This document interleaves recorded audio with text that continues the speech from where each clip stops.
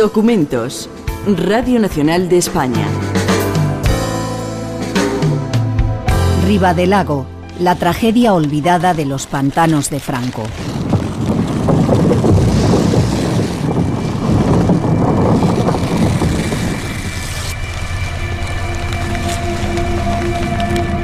Se acaban de cumplir 50 años de la catástrofe de Ribadelago, una tragedia que los supervivientes no han podido olvidar. Reventó la presa de Vega de Tera. Una avalancha de 8 millones de metros cúbicos de agua, piedras y barro arrasó a su paso el pueblo zamorano de Ribadelago. En 15 minutos fatídicos, el pueblo y el lago quedaron convertidos en un improvisado cementerio. Hoy, medio siglo después, han cicatrizado las heridas, pero siguen vivos los recuerdos de aquella dramática noche.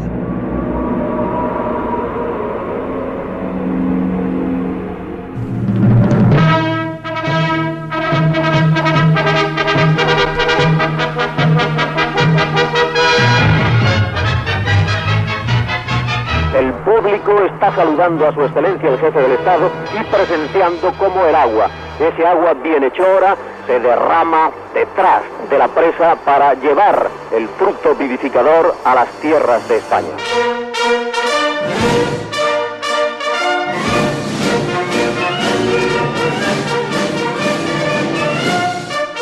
Los pantanos fueron el emblema de las obras públicas que acometió la dictadura de Franco después de la Guerra Civil. Con la política de embalses, el régimen quería atajar 3 problemas: el abastecimiento de agua a las ciudades, el regadío de los campos y la producción de electricidad. Muchos eran proyectos nuevos, pero otros habían sido concebidos durante la dictadura de Primo de Rivera. Sin embargo, la brevedad de la Segunda República y los 3 años de guerra paralizaron su construcción. Franco los rescató del olvido para cubrir unas necesidades tangibles, pero los convirtió también en instrumento de propaganda. Y estas obras, que en tiempos del general Primo de Rivera una mente privilegiada concebió, estas obras con las que soñaban nuestros ingenieros para llevar la fecundidad a vuestras tierras, estas obras iniciadas en muchos casos y proyectadas, fueron suspendidas y condenadas a no realizarse por aquella república que prometía el pan y el trabajo, pero que especulaba con el hambre. Y yo os digo a vosotros, después de una guerra que pagamos por los 2 lados, después de una guerra universal que nos subió los precios, después de todos los sufrimientos y vicisitudes que vosotros conocéis, con todas esas dificultades, ¿es posible o no es posible hacer las obras? Aquí lo tenéis.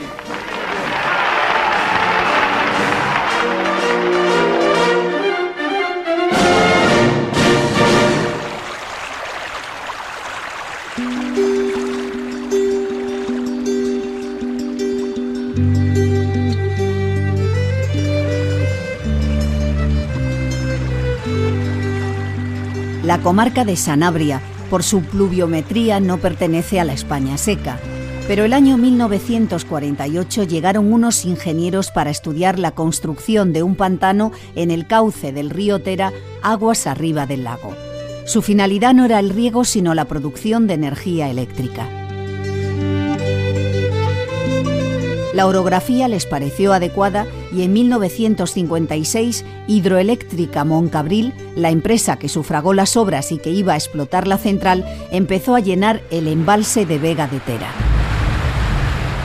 Aquel día empezó la cuenta atrás de una tragedia que 3 años más tarde arrambló con 144 vidas y puso en tela de juicio la política hidrográfica de Franco. Una tragedia que el régimen quiso ocultar mediante un turbio proceso judicial.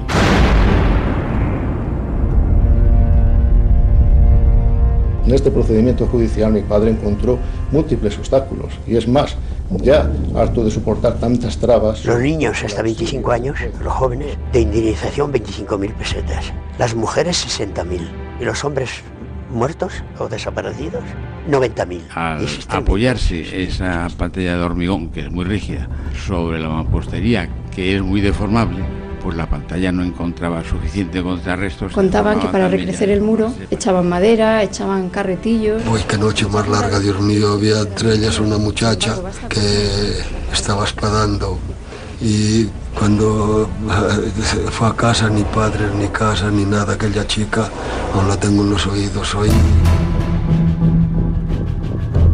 La tragedia de Ribadelago ocurrió en la medianoche del 9 de enero de 1959. Tras varios días de intensa lluvia, el embalse de Vega de Tera había alcanzado su máxima cota y la presa, construida 3 años antes, no pudo soportar la presión.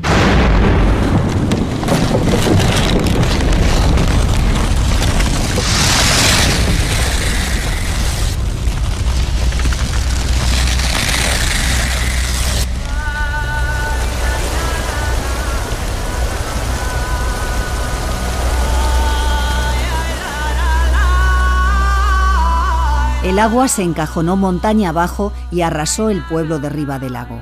Por entonces tenía 516 vecinos y casi un tercio de ellos, 144 personas, perdieron la vida.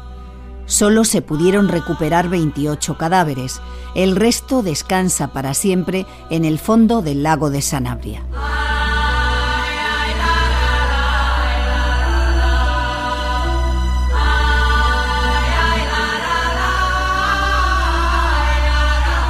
Dad palabra al dolor. El dolor que no habla gime en el corazón hasta que lo rompe. William Shakespeare.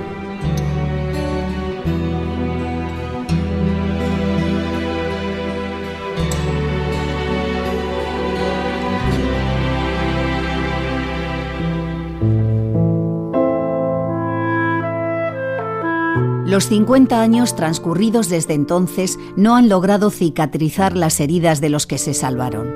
En todos pervive la angustia de haber perdido en la avalancha de agua y lodo a hermanos, padres o abuelos.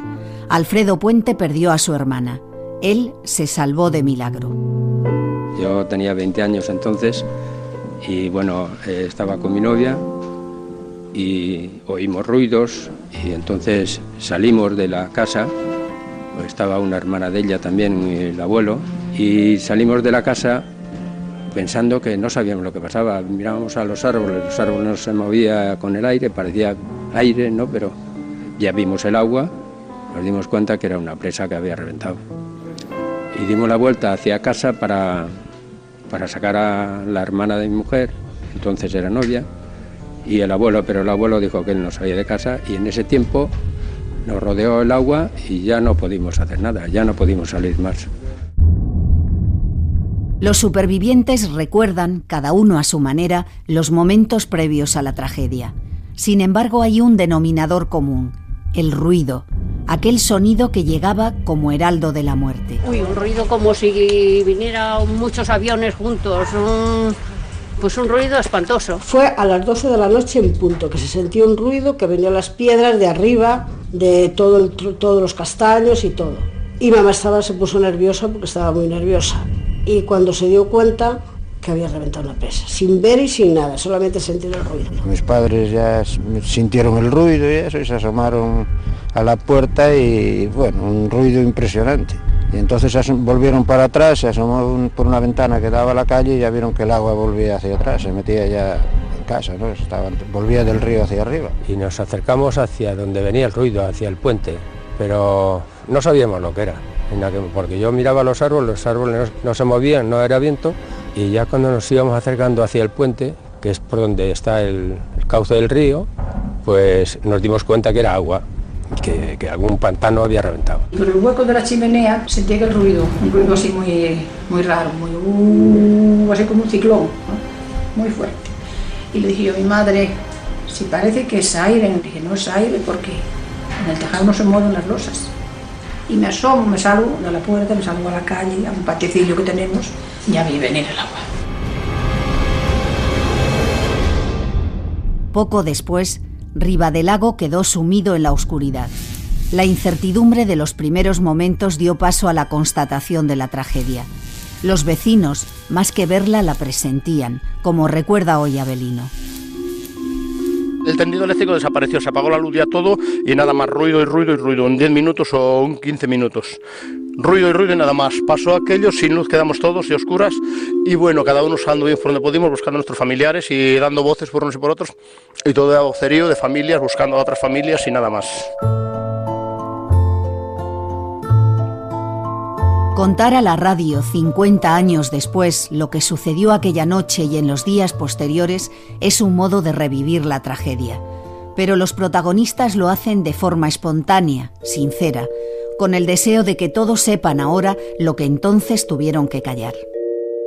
Estaba una noche muy mala, muy lluviosa y con mucha niebla se fue la luz y pues claro, la tendencia de las personas es a lo alto. Y nos fuimos al campanario, yo fui una de las que me metí debajo de una campana y yo era la más pequeña y una sobrina mía y ya no nos dio, ya a mí me dio tiempo a salir y a mi madre y a la sobrina y a mis hermanos y a ya no le dio tiempo a nada. Esta mujer no puede ocultar las lágrimas cuando, 50 años después, las mismas campanas bajo las que se refugió la noche en la que perdió a su padre y sus hermanos volvieron a tocar a muerto.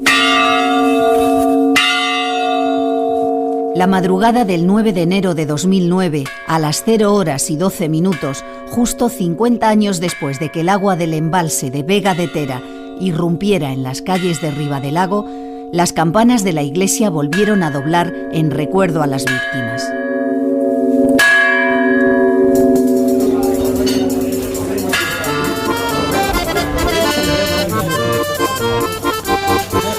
Aquella noche de 1959, en la cantina del pueblo, algunos apuraban el último trago.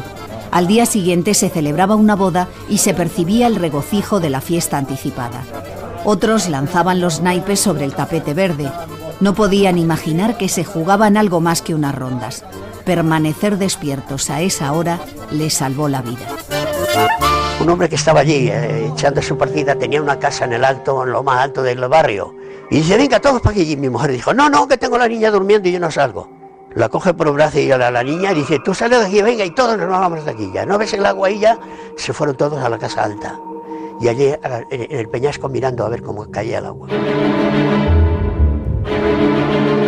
Los vecinos de Ribadelago, a los que sorprendió la avalancha entre los muros de su hogar, abandonaron las casas con lo puesto, algunos semidesnudos pese al rigor de aquella noche de invierno. Pero no había tiempo que perder. Todos buscaron las cotas más altas para ponerse a salvo, las rocas, los tejados y, como isla salvadora, la torre de la iglesia. Mis padres estaban en la casa y como había una roca delante de la casa, allí se libraron la mitad de la casa. La otra mitad se marchó toda. Llevaron las vacas, llevaron la matanza, llevaron los cerdos y a los 3 días pareció allá, algunos parecieron en el lago. Un cerdo pareció en el lago nadando y luego las vacas parecieron en el monte. Allí también salieron nadando y parecieron en el monte. Me acuerdo recordar aquella noche, fue muy triste.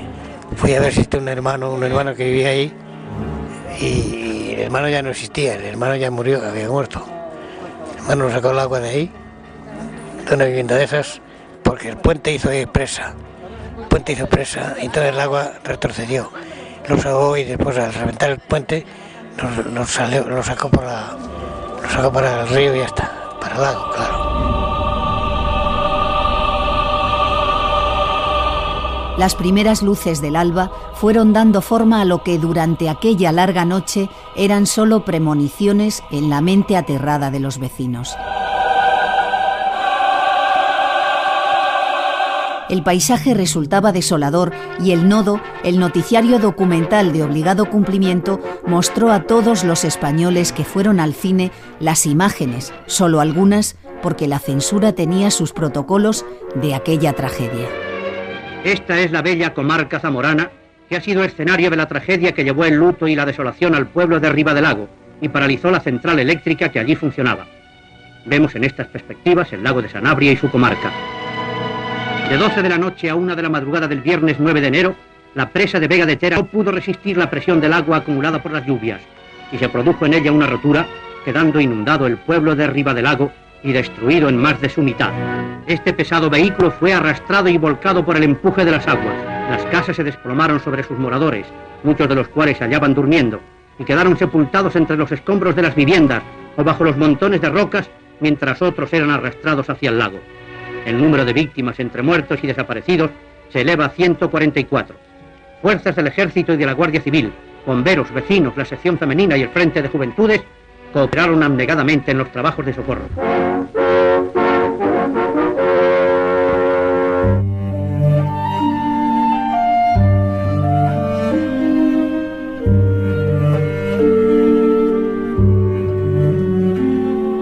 Habrán de pasar varias generaciones hasta que en Ribadelago se olvide la rotura de la presa. 50 años son pocos para observar ese acontecimiento de la historia local que, sin embargo, puso en tela de juicio los planes hidroeléctricos del franquismo. Algunos de los protagonistas han conocido los hechos después, a través de la generación anterior a la suya, que es la que sufrió de forma directa la tragedia. Felipe San Román tenía 13 meses. Cuando se escuchó el ruido ensordecedor, su padre, que se había quedado ciego trabajando en la presa, intuyó lo que pasaba. A tientas lo rescató de la cuna y lo puso a salvo, pero siempre le quedó la amargura de que su esposa no corriera la misma suerte. Mi madre, lo ágil que tuvo que ser en esos momentos, pues para abrir el tejado, empujar las losas, ayudar a mi padre a salir, y estando mi padre ciego, luego dar a un niño de 13 meses para arriba. Y luego intentar ella salir. Ella se quedó medio aprisionada entre las viguetas. Cuando ya decide que no puede salir, pues ya se va para abajo y nunca volvimos a saber más de ella. Aquel niño de 13 meses, Felipe San Román, acaba de cumplir 51 años y acompaña al equipo de documentos Radio Nacional hasta el rincón de Ribadelago, donde cada 9 de enero se revive, con mayor dolor si cabe, la noche de la tragedia. Bueno, este es el cementerio antiguo del pueblo. Aquí es donde están enterrados las 26 personas que se encontraron, ¿no?, una vez que pasó la catástrofe. Y mi madre está aquí, esta es la sepultura de mi madre, que también apareció a los 3 días o 4 de ocurrir la catástrofe, apareció flotando en el lago. Casi todas se encontraron, bastantes en el lago y otras tantas entre los escombros, ¿no?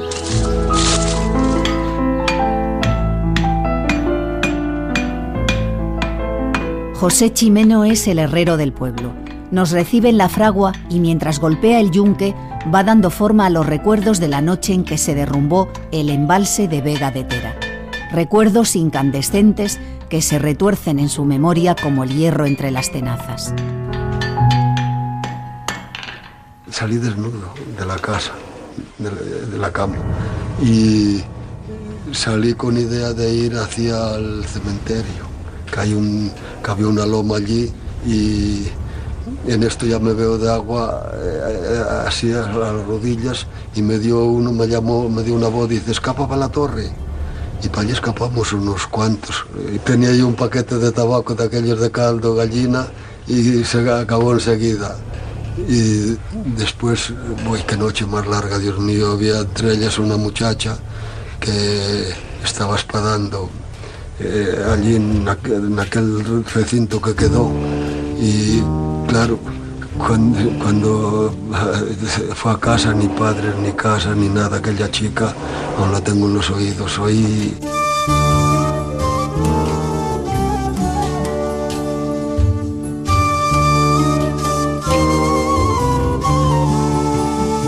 Aunque el derrumbe del pantano ha pesado como una losa sobre los habitantes de Ribadelago, el pueblo recobró poco a poco la vida. Romualdo y Gloria se casaron, pero el día de su boda, la ausencia de sus padres abría una brecha que sigue sin cerrarse, porque ni siquiera pudieron recuperar los cuerpos para darles sepultura. Tanto mi marido como yo perdimos a los padres y todo lo que teníamos. Y no aparecieron ni los padres de él ni los padres míos. Solo apareció un hermano pequeño de él. Y este cuadro que de mi padre en paz descanse, que lo encontramos por el camino del pueblo viejo al pueblo nuevo. El hecho de que la presa de Vega de Tera cediera de noche acentuó la tragedia. Las horas se hicieron eternas. Los supervivientes deambularon como sonámbulos buscando víctimas. No había luz eléctrica y los candiles alumbraron la desolación y el llanto. Estaban solos. Los primeros en auxiliar a las víctimas fueron guardias civiles. Tras varios intentos fallidos, horas después de la avalancha, el destacamento de la Guardia Civil de Pías, pueblo próximo a Ribadelago, consiguió enviar el primer cable radiotelegráfico. Eran las 5:05 de la madrugada. Comunican desde Ribadelago que al parecer se ha roto la presa de Vega de Tera y la riada ha inundado el pueblo. Avisar a Zamora para que envíen auxilio al pueblo.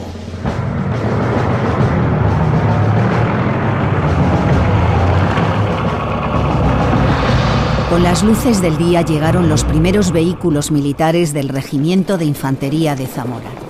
El cabo Luis Piña Fernández entró con un camión y 50 soldados a las órdenes de un brigada. Donde están las escuelas, allí ya me quedé, ya no se pudo pasar porque estaba aquello lleno de vacas muertas, ovejas, cabras, todo allí en un montón. Y el coche de Autorres volcado allí también, en orilla de las escuelas, allí le sacó del garaje, tiró el garaje y lo sacó y lo tenía para allí. Ya venía el día, ya se veía, y empezaba a bajar la gente de las peñas, desnudos, con el pijama, que te tuvieran y eso.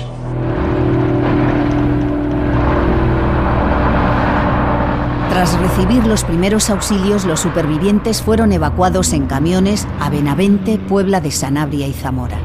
Llegaba el momento de evaluar la catástrofe, traducir a números la magnitud de la tragedia.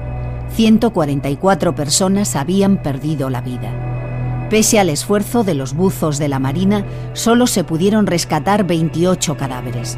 El resto descansan para siempre en las profundidades del lago de Sanabria.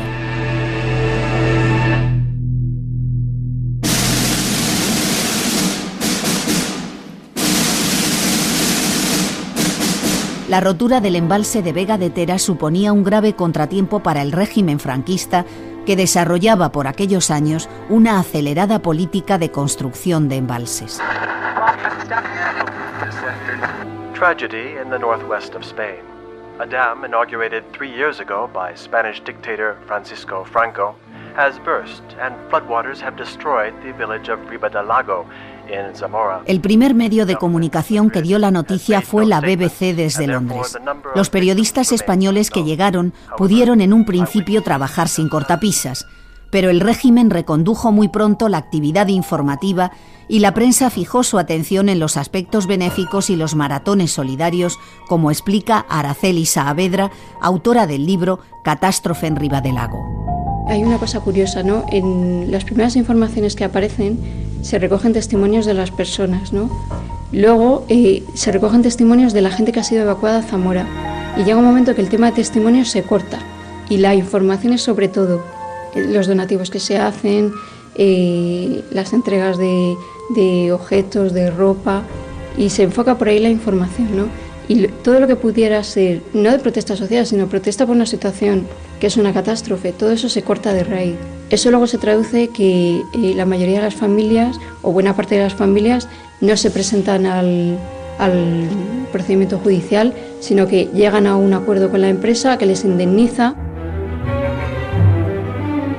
El 9 de enero de 1959, Charo Borrego era locutora de Radio Zamora de la cadena SER y padeció las dificultades propias del momento para informar a sus oyentes. Luego se las fue ingeniando para contar las noticias que llegaban no solo a través de los conductos oficiales, como eran el Gobierno Civil y la Alcaldía de Ribadelago, sino también a través de una colaboradora inesperada. De la cartera, que tuvo un papel muy importante, la carterita de Ribadelago, la llegamos a llamar. Era una señora joven, estaba esperando niño, pues ella fue la que se encargó de ir, porque esto fue a las 12 de la noche o más tarde, se encargó de avisar a los pueblos cercanos, como están todos unos muy cerquita de otros, de lo que le pasaba en Ribadelago, de lo que había pasado, y que dieran la noticia a ellos y que avisaran inmediatamente que era una tragedia.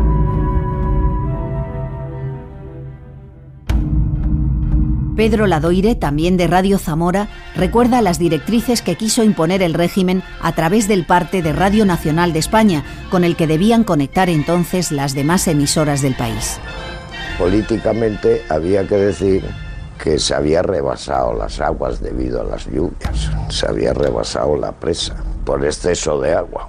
Y como nosotros decíamos la verdad, pues un señor ministro se enfadó, llamó la atención al delegado de turismo de Zamora, que entonces era don Porfirio Nafría, y don Porfirio le contestó: nosotros decimos la verdad, Radio Nacional está mintiendo, y si no, escuche esta noche a Radio París o a la BBC de Londres y verá cómo se dice la verdad, que la presa se ha roto.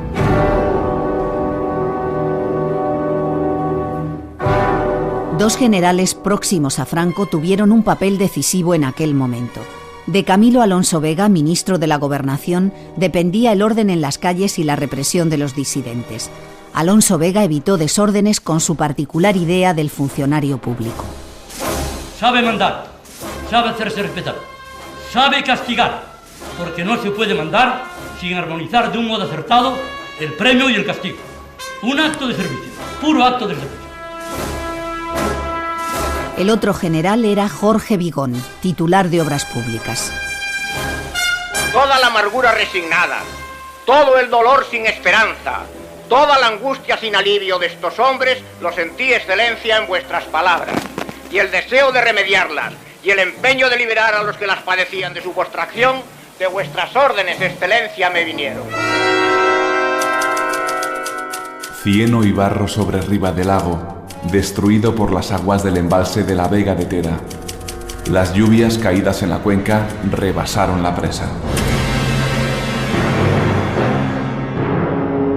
El diario de la Mañana, Ofensiva, recogió a 5 columnas la noticia. Sin embargo, en la información posterior ya no hablaba de rotura. Se destacaba la parte positiva, que en la oscuridad de la noche muchos vecinos pudieron salvarse porque las campanas tocaron a rebato. Pese a los intentos del régimen, la noticia seguía trascendiendo las fronteras españolas. Hay incluso un equipo, que no recuerdo si era de televisión o de radio, que le paga 150 pesetas a un señor para que le sirva de guía y que lo suba hasta la misma presa, para captar las primeras imágenes.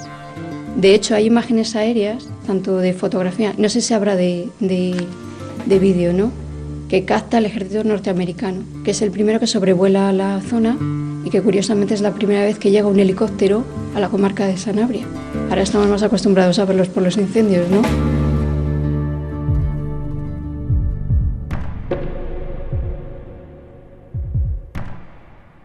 ¿Por qué reventó la presa de Vega de Tera y liberó montaña abajo los 8 millones de metros cúbicos de agua que embalsaba?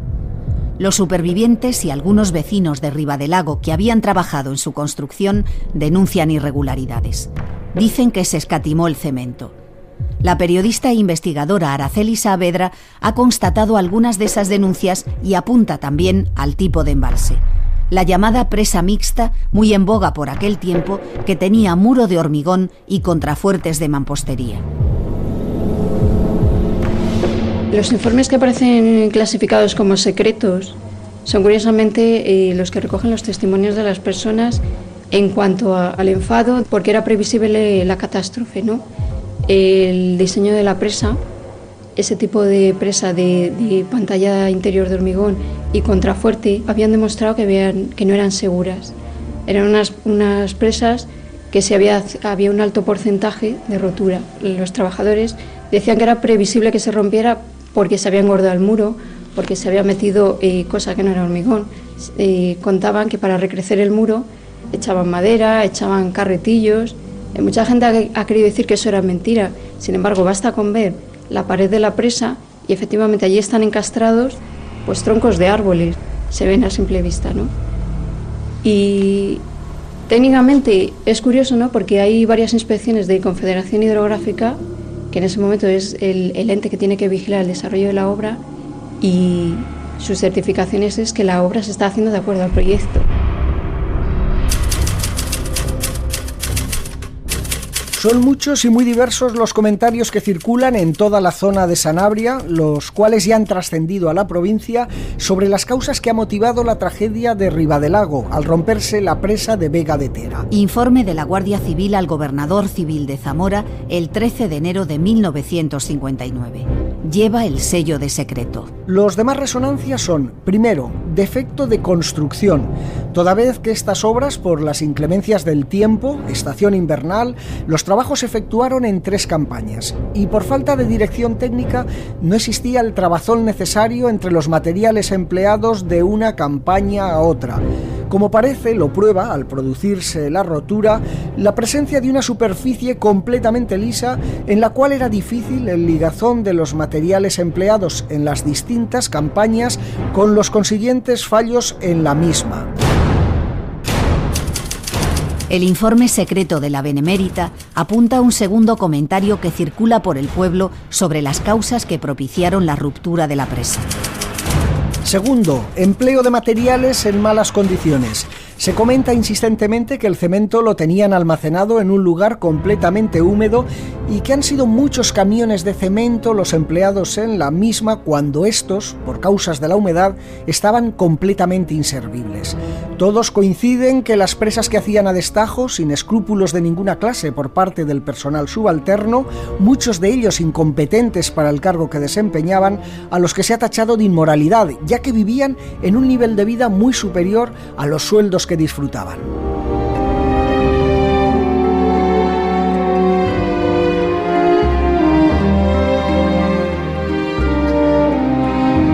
Cuando empezó el proceso judicial en la Audiencia Provincial de Zamora, se designó como perito al prestigioso ingeniero de obras públicas Eduardo Torroja.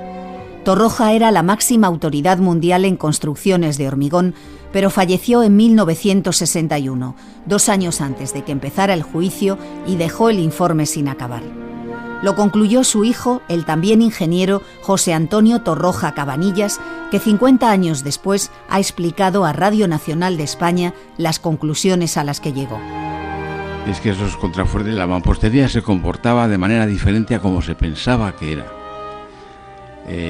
Había unas normas alemanas que se utilizaban, pero que en realidad se utilizaban sin conocer la relación entre nuestra mampostería, la forma de fabricar aquí la mampostería, y lo que se hacía en Alemania, que parece que era más parecido a una cantería. Y entonces resulta que se le aplicaba una cierta característica de deformabilidad de la mampostería, que parece muy rígida porque es de piedra, pero resulta que al hacer los análisis que hizo mi padre, la mampostería es mucho más flexible de lo que se pensaba. Y entonces, al intentar esa pantalla de hormigón que había aguas arriba de la presa, pues al apoyarse esa pantalla de hormigón, que es muy rígida, sobre la mampostería, que es muy deformable, pues la pantalla no encontraba suficiente contrarresto, se deformaba también, ya deformarse se partía. Y una vez partida la pantalla, ya la presa se iba aguas abajo, como se fue en este caso.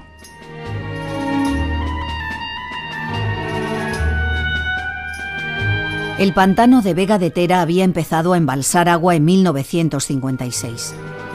Los ingenieros detectaron numerosas fugas y encargaron a la empresa italiana Rodio que inyectara cemento para taponarlas. Dice Jesús Fernández, vecino de Ribadelago, que no se escatimaron recursos, pero después de la tragedia todos establecieron una relación causa-efecto entre el derrumbe y aquellas fugas. Metieron, pues, se calculaba en 7 o 8 trenes cargados de cemento, porque decía que al inyectar, que había huecos por dentro, y mucha gente decía, el que trabajó allí, dice, esa inyección favoreció a que la presa se reventara. Y puede ser.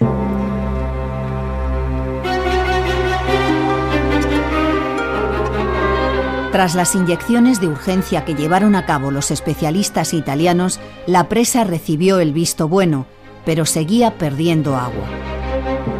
Entonces, sin bombear ni abrir nada, igual bajaban las 24 horas 12 o 13 centímetros. ¿De qué? De las pérdidas que tenía, de las fugas que tenía. Tenían unos tubos de filtraciones y se medían las filtraciones todos los días. Hoy igual decía, bueno, pues 10 litros por metro cuadrado, mañana 5, el otro día 3, ¿no? Está apuntado, eso tienen que tener apuntado en los papeles que había.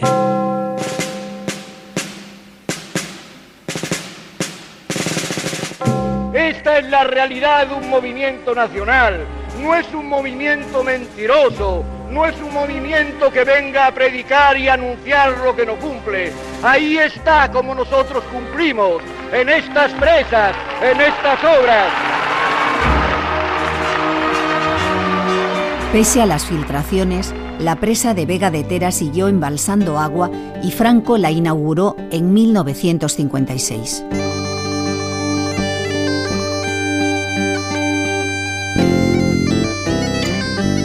Los 3 años siguientes transcurrieron sin incidencias. En el invierno de 1958, los 500 vecinos de Ribadelago llevaban la vida propia de un pueblo. Celebraron las Navidades, hicieron la matanza del cerdo, atendían los animales y pasaban los ratos libres en la cantina o hilando junto a la lumbre.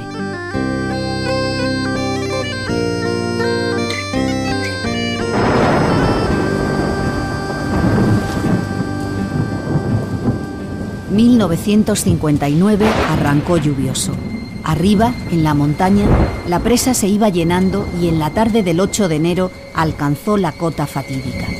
Se dio orden de abrir compuertas, pero los motores no funcionaban. El ingeniero llamó de urgencia a uno de los comporteros y electricista que estaba de permiso porque acababa de casarse. Aunque de modo manual, el pantano empezó a desaguar. Después de jugar una partida al julepe, los empleados se fueron a dormir. De madrugada, el jefe quiso inspeccionar el nivel de las aguas. Se levantó, fue a ver la cota y con lo primero que vio dijo que no había agua en la presa. Y subió para arriba todo asustado el hombre y dice: hijos míos, no tenemos agua en la presa. Sí, hombre, sí, no hay agua en la presa, la habrá bebido usted esta noche. Broma mía. Cuando un momento de estos había un morro allí en la presa en la esquina y vi que marchó la niebla un poco y vi, pues es verdad que no hay agua. Entonces ya nos levantamos todos, miramos todos y dijo, cuando vimos el trozo que había reventado, ya comentamos los que habíamos allí, pues no quedó nada de Ribadelago, ni de Galende, ni del Puente, ni de Puebla. Todos los barrios de abajo, todo lo llevó. 7 kilómetros abajo, en Ribadelago, el agua se había llevado la vida de 144 personas. El desastre no fue mayor al serenarse la riada en el lago de Sanabria, que se convirtió en cementerio para la mayoría de los muertos. Los buzos de la Marina intentaron recuperar los cadáveres, pero tras un mes de inmersiones y búsqueda resultó imposible. Sus familiares se consolaban unos a otros pensando que tan sagrada era la tierra como el agua del lago para acoger a sus difuntos. El lago de Sanabria se asocia tristemente al drama del pueblo de Ribadelago, por la suposición de que las aguas guardan sin duda muchos cuerpos de las víctimas. Las pasarelas tendidas provisionalmente por las fuerzas militares cumplieron su función de salvar sobre el río Tera la separación del castigado pueblo. Maquinaria idónea ha sido desplazada a Ribadelago para realizar eficazmente la limpieza del terreno. Después, los zapadores del 7º Cuerpo del Ejército con guarnición en Salamanca montan con precisión y rapidez un puente capaz para soportar 30 toneladas.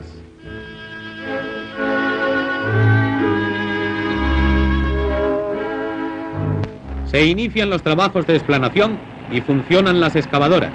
No cesa en ningún instante el penoso remover de los escombros. Soldados del Regimiento de Guarnición en Zamora son los encargados de esta misión.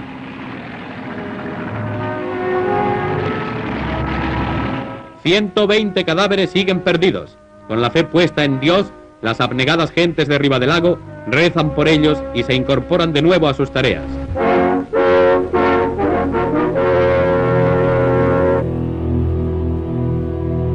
La verdad es que estábamos en pleno invierno y el lago de Sanabria parece un mar también en pleno invierno. El que lo conozca sabe que allí las olas son grandísimas y que los buzos hicieron, pienso yo, que hicieron lo que pudieron. Hoy, pues seguramente que se hubieran encontrado más víctimas. Alfredo Puente está convencido de que los buzos trabajaron con menos medios de los que disponen ahora, pero en Ribadelago hay quien piensa que se pudo hacer algo más para recuperar los cadáveres. Es posible. Sin embargo, un experto en rescate de víctimas en ríos, lagos y pantanos, el sargento responsable del Grupo de Actividades Subacuáticas de la Guardia Civil con sede en Valladolid, Francisco Caballero Alemán, reconoce las dificultades de ese tipo de operaciones. La primera es la falta de visibilidad a causa de los sedimentos. Yo me imagino aquella situación porque aparte, que otra de las dificultades que solemos encontrar en río, hay mucha maleza, troncos, rocas, con lo cual, sumado a que la visibilidad es nula, y vamos al tacto, pues imagínense debajo del agua, es súper complicado y en aquel caso, pues si hay gran cantidad de maleza, pues encontrar al tacto a 15 metros de profundidad un cuerpo, pues muy complicado. Y más en aquella época con los equipos que había, que prácticamente sí, estábamos en la prehistoria del buceo, digamos. Allí no había equipo autónomo como el que conocemos hoy en día. Allí era lo que se conoce los buzos clásicos de antes, con un umbilical y a respirar desde superficie. Uno de los buzos de la Marina que rastrearon el lago de Sanabria era el escritor Alberto Vázquez Figueroa. Tenía entonces 22 años y realizaba el servicio militar. Vázquez Figueroa lo recordó con estas palabras en el programa de televisión española Documentos Televisión. ¿Y cómo sacar esos cuerpos ahí? Tanteando. No se veía ni a 1 metro. Recuerdo que de pronto nos pasaba una trucha y nos daba un susto horrible. Íbamos tocando cosas como ciegos. Tocábamos algo y podía ser un animal, podía ser un ser humano.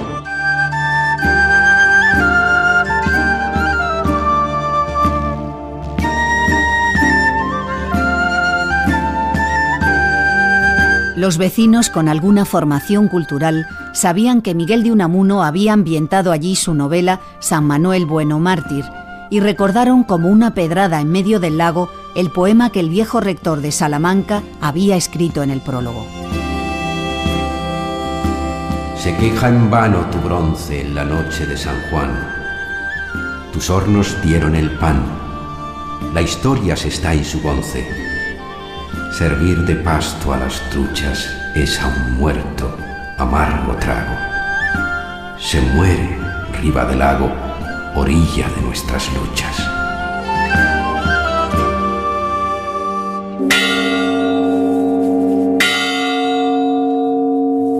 Tras enterrar a los muertos y con la angustia de no encontrar a los desaparecidos, comenzó a llegar la ayuda para quienes lo habían perdido todo. Los medios de comunicación pusieron en marcha aquellas campañas que mezclaban justicia con caridad y convertían la desgracia en espectáculo. La periodista y escritora Araceli Saavedra recuerda algunas de las imágenes que se vieron por entonces en la comarca de Sanabria. Hay mujeres que están repartiendo la ayuda con abrigos, bien vestidas, con tacones, y la persona que está recibiendo el donativo es una persona que lleva el pañuelo negro, que va con la chaqueta de pardo, gente que en ese momento no tiene nada, ¿no? Sin embargo, no se repartió todo lo que llegó. Hay un hecho muy curioso, ¿no?, que es la Embajada de Estados Unidos no se fía de cómo se va a hacer el reparto y son las propias tropas norteamericanas las que desembarcan aquí, nunca mejor dicho, con su racionamiento, y son ellos los que reparten colchones, mantas. Al tiempo que se repartía la ayuda humanitaria, la Guardia Civil comenzó a poner los oídos en el pueblo para evitar que el descontento derivase en protesta social. Franco, en uno de los gestos de propaganda propios de su régimen, apadrinó a Ribadelago y ordenó construir una localidad nueva para los que habían perdido sus casas. La llamaron Ribadelago de Franco y con la llegada de la democracia adoptó su actual nombre, Ribadelago Nuevo. Sin embargo, la diseñaron sin atender a la orografía de Sanabria. Diseñado es mucho decir, porque reutilizaron planos de otros rincones de España. Proyectan un pueblo en un sitio que toda la gente que es de montaña sabe que es el menos adecuado, ¿no? Porque es una zona que está a la umbría y el sol es una fuente de calor y de luz para las zonas de montaña, ¿no? Que se tienen muy en cuenta a la hora de hacer construcciones, además construcciones de siglos, ¿no? Entonces es un pueblo que se hace deprisa, se aprovecha uno de los famosos planes del Plan Badajoz para instalar una especie de pueblo prefabricado que responde a la tipología de una construcción del sur, andaluza, con patios, con escaleras, blanca, que no tiene nada que ver ni con el granito, ni con la madera, ni con la pizarra. El cambio de tener las ovejas debajo, y las vacas debajo durmiendo de donde ellos dormían y la convivencia, tenían la convivencia familiar, y venir aquí a unas casitas que tenían de cuadra aproximadamente unos 10 metros cuadrados, como para meter vacas allí. Ribadelago vivía a finales de los 50 de la agricultura y la ganadería. El impacto que produjo la catástrofe hidráulica supuso un desarraigo para muchos de sus habitantes que se vieron forzados a emigrar.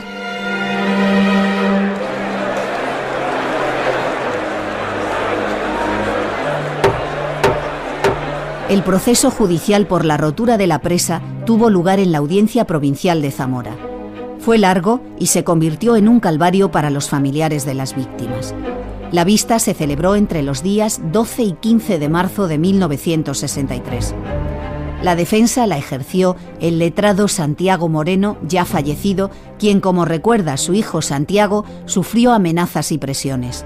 Pero no arrojó la toalla, sino que luchó hasta el final para demostrar que la tragedia no se produjo por catástrofe natural. La tragedia de Ribadelago fue fruto de una grave negligencia, de una imprudencia que mereció la calificación como un delito, como delictiva, y fue sancionada de esa forma por un tribunal de justicia. La cuestión es que se quiso hacer una presa barata, una presa de fácil y rápida construcción, y que se ejecutó en malas condiciones y que se concluyó con muy graves deficiencias, de tal forma que cuando se llenó a la máxima cota, porque según uno de los ingenieros que intervinieron era la única forma que había para comprobar la resistencia y que también se pretendía obtener el máximo rendimiento hidroeléctrico de ese embalse, pues lo que sucedió es lo que todos conocemos. En el informe encargado por Hidroeléctrica Moncabril, el ingeniero José Antonio Torroja Cabanillas, hijo de Eduardo Torroja, incluyó los descubrimientos que hizo su padre antes de morir. La presa se habría derrumbado por la deformabilidad de los contrafuertes de mampostería que no aguantaron el empuje del muro construido con hormigón armado, un material mucho más rígido. Medio siglo después, Torroja Cabanillas cree que ese informe responde a lo que de verdad pasó. Yo creo que eso quedó claro, porque se hicieron unos ensayos en el entonces Instituto Técnico de la Construcción y del Cemento. Se hicieron unos ensayos sobre mampostería real, en unas probetas muy grandes, con unas prensas muy potentes, y ahí quedó demostrado que el comportamiento de la mampostería no se parecía a lo que se estaba suponiendo en aquellos años, que correspondía a una mampostería real.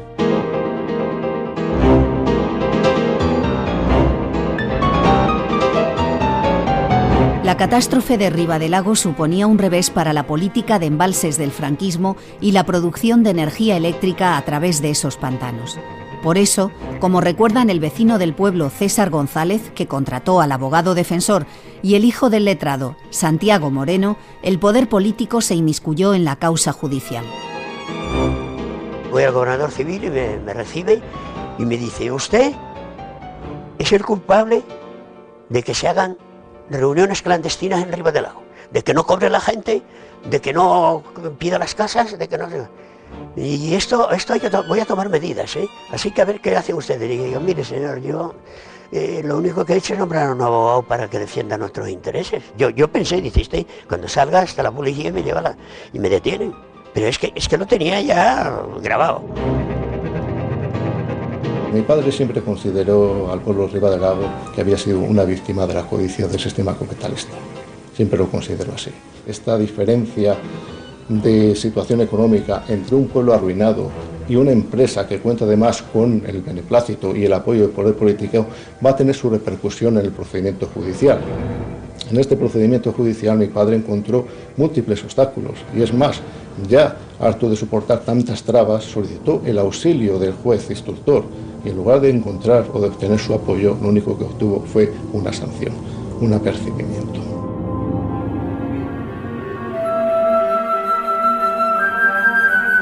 El gobernador civil de Zamora, Juan Murillo de Valdivia, presionó también al letrado Santiago Moreno, según cuenta su hijo, porque seguía firme en el procedimiento. La Hidroeléctrica Moncabril se vio forzada a negociar indemnizaciones con las víctimas para apartarlas de la acusación. La mayoría las aceptó. Se había roto la unidad del pueblo.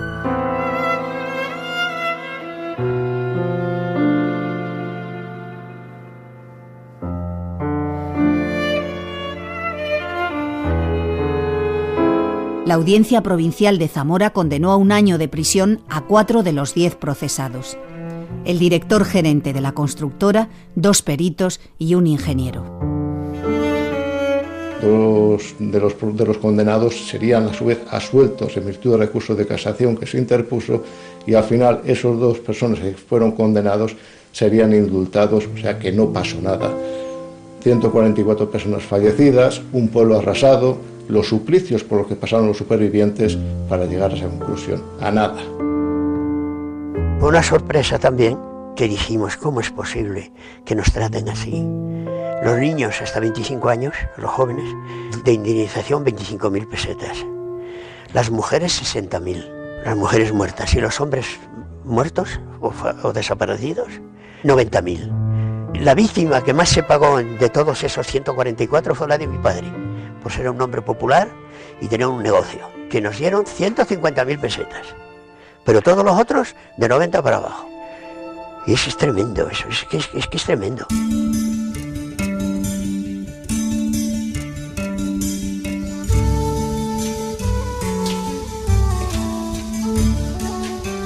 ...50 años después, la figura de una mujer con su bebé en brazos recuerda la tragedia de Ribadelago. El escultor Ricardo Flecha desechó esculturas de ahogados y ángeles con guirnaldas. El suyo no es un monumento funerario, sino un canto a la vida que renació del lodo. Yo la figura que más vi, de ver todas las fotos que hubo, que se hicieron al día siguiente de la tragedia, es ver la figura de una mujer o de varias mujeres con los niños arropados, metidos en una toquilla, y que iban recorriendo el pueblo en ruinas. Y a mí eso me pareció, digamos, un canto a la esperanza, porque significaba que el pueblo no había fallecido totalmente, que el pueblo no había sido derruido, que todavía quedaban mujeres y que sobre todo que quedaban niños. Duérmete, niño chiquito, duérmete, niño chiquito, mientras voy por los pañales. Josefa Fernández Puente se salvó de la tragedia.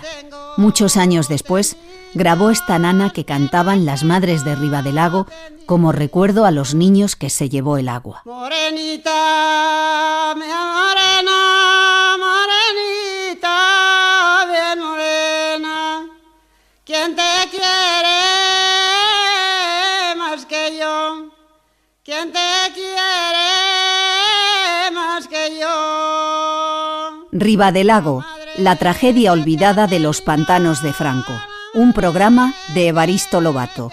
Realización y edición digital, Maica Aguilera, Amparo Hernández y Mercedes de Prado. Narradora, Modesta Cruz. Con las voces de Javier Lostalé, Álvaro Soto y Justin Coe.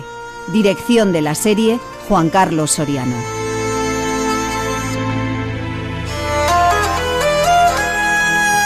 Documentos es una producción de Radio Nacional de España. A la ronda galanes, que viene el día, cada cual con su dama, yo con la mía, que no voy sola, no.